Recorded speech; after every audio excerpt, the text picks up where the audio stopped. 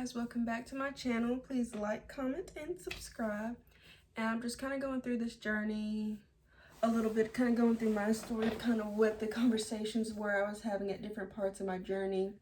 And right now I believe I'm out more at the part of starting over.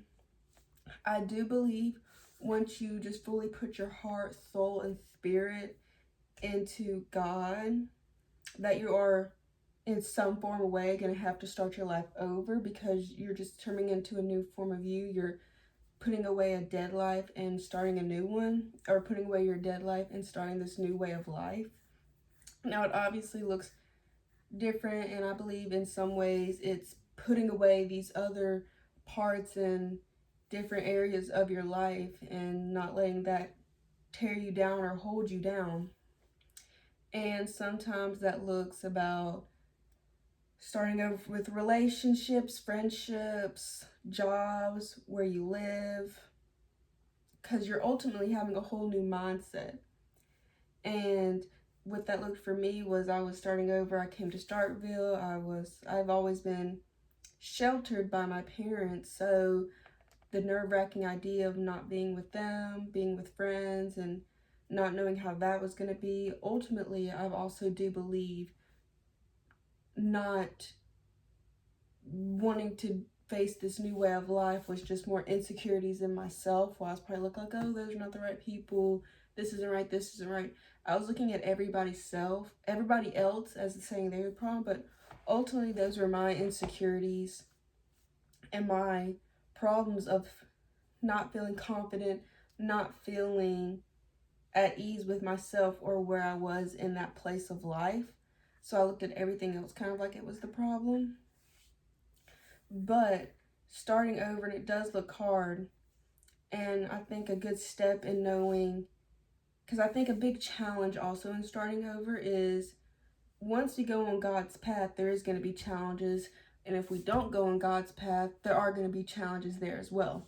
How do you know these challenges I'm in are for God, or are they not, or they're not the plan, that I'm not down the right path? How do I distinguish the two?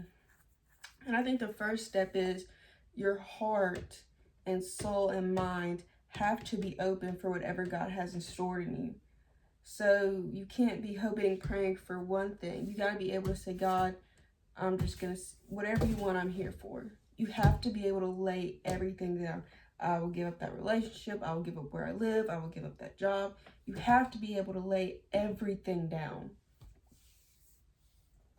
And then secondly, I do also believe that, where was I going with this? Oh, when you're going down the path of God, it's like there will be breadcrumbs there to know you are on the right track of, this door's opened. Okay, I struggled here, but here's now a door open. You got to keep the faith that God will open the doors. And when you're not going on the path that God has for you, I believe you will feel as if you're at a dead end. You'll like, there's been no light. I've been stressed. It's just been terrible. And I just recently kind of went through this. I graduated in May, and I thought I was going to go to graduate school. I ended up not getting in, and like that's what I've been working towards, is getting into graduate school. So it's like, okay, what am I, and was this even, what's going on now? And through that, I wish I could say I wasn't as stressed as it was, but I was. Through that, a door was open, because firmly believe, and now I have a job and I'm able to really feel just, everything has worked out now. I got a job. I love my job. I like what I do. I feel supported with my relationship with God as well through the job that I work at, which I think is huge. But you can have a million no's from these human people, but if you get one yes from God, that's all you need. So all these no's, and you're gonna hear a lot of no's, no, that's no, because that means that one yes from God is exactly what you needed. So do not be discouraged when something doesn't work out, or this doesn't work out. That means God has another path for you to take. but you need to be open to hear that path that he's willing to take from you. You can't be backtracking and all this stuff trying to get these other doors open. You need to say, okay, this is what you want from me. That means I'm going to have to move. That means I'm going to have to quit these jobs. I'm going to have to quit that relationship. I'm going to have to quit that friendship if this is what you want for my life. And I also believe another big thing, and this is also when I go back and read my past prayer journals and kind of like my diary or stuff like that, when I look back as my mindset was back then. And I think this is also the biggest key point in knowing if this is your path from God. When you pray, read your Bible and go through Bible verse, and you just do your readings and you just do your devotion of your relationship with God, if it is being consumed for this one problem or one thing that you're facing, that also is a telling sign that that may not even be what God wants from you right now. Because you can't just keep on going to God about the relationship and forget these other aspects of your life. You can't keep coming to God about your friendships and forget the other aspects of your life. You can't keep coming to God about your salary or your social media or your following. You can't keep coming to God with this one problem that you're having and it's consuming. Every time you read a Bible verse, you're trying to see how it can go back to this problem. Every time you do a devotion, you're seeing how it can fix this problem. You're trying to get all these signs for this one problem. It is consuming you like no other, which is probably a telling sign that that either needs to be paused, braked, or stopped. That problem does, until you can really, because you need to come with God with, say, just God, what do you have for me? And give me the mind, body, and strength to do whatever you have for me in all areas of your life. So you can't just go to God about your relationship but forget your job. You can't just go to God about your salary but forget all your friendships. You got to make sure that you're living it in all aspects of your life so you can grow yourself as an individual. And I just went to church. Today's Monday. I went to church yesterday and we were talking about Jonah. And Jonah, for everybody knows, he was swallowed by a fish. Well, God was telling him to go minister to these people, and he didn't want to go minister to them people because those people have been rude to his people. So basically God said, y'all want you to go this way. He said he's going to go this way. He's going to take a little boat trip. He's going to get away. He can't be doing that. He don't have time for that.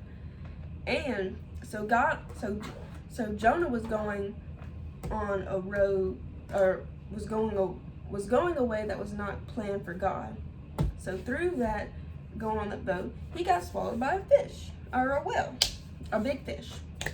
He got swallowed for, like, I believe it may have been 3 days, 3 nights, don't quote me on that. But so he got swallowed by a fish. So now he done started all this troubling. He's gone through more trouble than he would have ever gone through if he just went and did what God's planned for him. But also through that, God had planned, and the people on the boat got saved and said, oh, this is the God. He just got swallowed by a fish. The Lord is the Lord. So he does have a plan for us, even when we don't go through the path, because he wants us to go. However, we're causing more trouble, more heartache, more stress, more everything for ourselves instead of just doing what God wanted us to do. And I do believe that when we do stuff that's not planned for God's plan, we're putting us through more struggle, more everything, more struggle, more stress, more anxiety. We're putting more problems on us when we're going through this path that God does not have us for. And I do also believe I feel like we also know we're going on a run past when it's consuming us. It is consuming our every thought, our every move. We can't, it's consuming us so much that we can't even focus on the other blessings.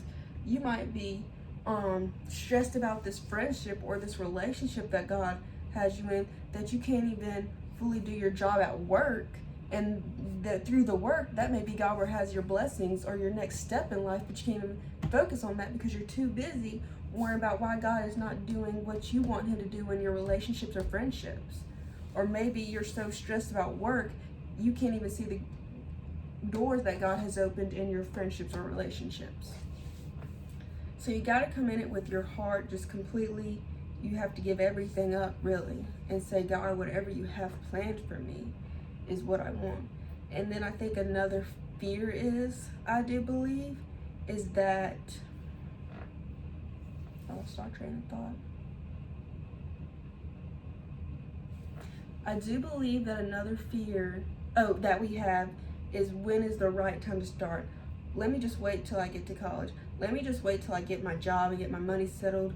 Let me wait until I get the grade I need. Let me wait till I get my bank account set up. Let me wait till I get the gym right, and then I'll start. It's always waiting. There is no perfect time to start. But you just need to start, and don't compare yourself to other people. I think that's the biggest thing too. I'm better than these people, I'm better than these friends, and I'll never be as good as these people in their knowledge of the Bible. Do not compare yourself. I think that's also something that society has done big, and I talk a lot about society because that's how we measure ourselves, to see if we're successful as we should be by this age, to see if we have the right relationships by this age, to see if we have the right, just see if we are right where we need to be. Are we late? Are we early? There's no late or early. You're all in God's plan, and God's plan is the perfect plan for you. Nobody said you had to get married at this age. Nobody said you had to be this, make this much, have this salary at this age. Nobody said you had to graduate at this age. Nobody said anything that you had to do anything. We put it on ourselves, really, and society puts it on us, but we put that on ourselves, the measurements on ourselves. Start as soon as you feel like it, because I promise you, the people who you think are just these big old Christians and they know all the stuff about the Bible, you don't know what they're going through privately. We don't know what anybody's going through privately, so we can't even measure ourselves because we don't even see the full story. How are you going to measure yourself based on just what you see on social media or what you see those 10, 15 minutes that you see of them? We're not even comparing ourselves with the full thing. We only know what we know of ourselves, what we know we do in the dark, what we do in the light, and what we have in our heart. That's all we know of ourselves. And so it's good to just start when the best time is. And guess what? You can always start in private, in your room, doing devotions, reading the Bible, just learning more about it and growing within yourselves. And then you'll know more and more through that of what's right and what's wrong. But if something does not bring you peace, or you don't see God in it at all, you just see stress, anxiety, and you don't even see how God's light is shining through this, and it's just consuming you with all your mind, body, and spirit, and it's all you can think about, it's all you're praying about, it's consuming you where you can't even focus on your relationships. God, it's you and this other situation or problem and God. You got to make it you and your God, you and God, and all the others, and surrender all the other stuff. And I promise you, and just when you start today, because when you wait a year from now, you're going through more anxiety, fear, all these things. If you wait another year or 2 or months, whatever it is that you're waiting on to happen to start, go ahead and start, so you can already be in a place where a year from now you can have stuff settled. The best time to start stuff is now. They even say that with saving. Why would you save a year from now? You could have saved $1,000, $2,000 or whatever if you started today. But if you wait a year from now, you're already starting off short now. Start today with surrendering your stuff to God, so you can be at a happier and more settled and peaceful place a year from now, and knowing what you want, how you want it, and who that you are and who that you belong to. And that is important. So surrender yourself to God. And I know it can be tough to give up things that you've built for however many years. You maybe built this life you've had since high school, or in your 20s or 30s or whatever. You've built this life that you had today. It doesn't matter when you have eternity waiting for you when you start this life. Don't think about this life you have today and those relationship jobs and salaries or friendships are following. Don't think about that today. Think about eternity. And is this helping you? Or is this encouraging or supporting you or showing light in God and being a light to God through the situation? Is that heading you towards eternity? Because God did give us a life, and we do need to let God's light shine in us. And We need happiness and to be able to do what we do. And we need peace inside to be able to do what we do. And if we don't have peace and happiness, we're not going to fully be able to ride out God's plan that he has for us to shine our light to other people. Don't let nobody dim your shine. But that is what I have to say. Thank you guys for watching. Please like, comment, and subscribe.